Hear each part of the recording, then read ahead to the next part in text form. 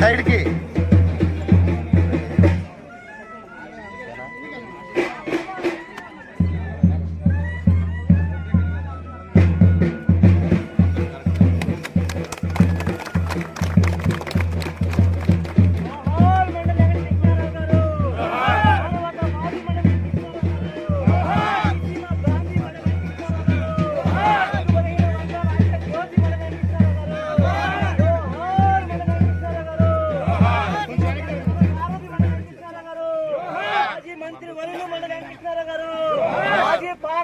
ఏమండి